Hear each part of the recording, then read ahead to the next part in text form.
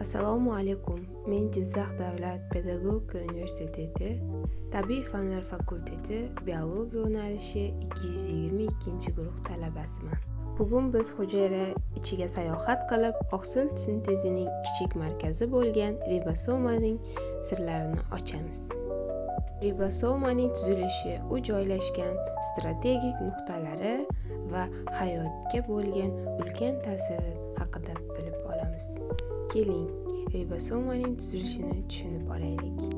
Ribosoma ikki suv birlikdan, katta va kichik suv birlikdan tashkil topgan. Sintezi paytida birlashadi. Biroq ular hujayrada mustaqil holda ham mavjud bo'lishi mumkin. Katta suv birlik 3 ta bog'lanish joyiga ega. A sayt yangi aminokislota keladigan sayt, P sayt peptid zanjir o'sib borayotgan sayt va E sayt T-RNK chiqib ketadigan sayt. Endi ribosomaning hujayradagi joylashganiga e'tibor qaratamiz. Bu hujayra jarayonining dinamik tabiatiga bog'liq hisoblanadi.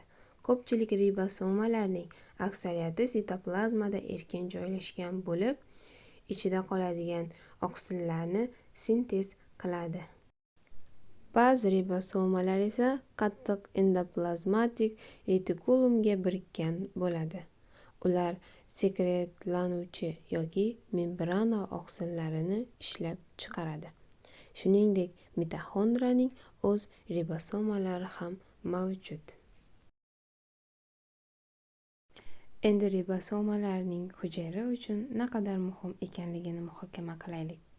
Ular matrisali RNKda kodlangan genetik ma'lumotni o'qib, uni ishchi oqsillarga, funksional proteinlarga aylantiradi.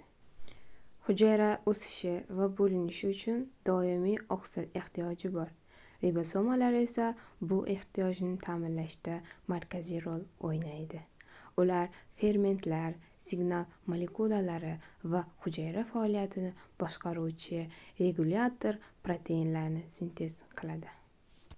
Protein sintez jarayoni shunday kechadi.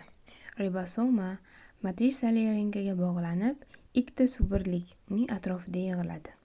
Ushbu jarayon boshlanish omillari va maxsus boshlang'ich T-RNK integrator T-RNK ishtirokida amalga oshadi. Keyin ribosoma matrisali RNK bo'ylab siljiydi, kodni o'qiydi va mos keluvchi T-RNK molekulasini chaqiradi. Bu T-RNKlardagi aminokislotalar orasida peptid bog'lari hosil bo'lib, o'sib borayotgan polipeptid zanjir yaratadi.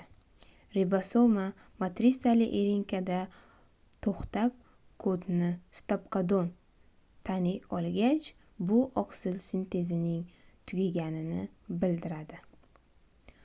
Bo'shatish omillari ribosomaning ajralib ketishiga va yangi sintezlangan oqsilning chiqib ketishiga yordam beradi.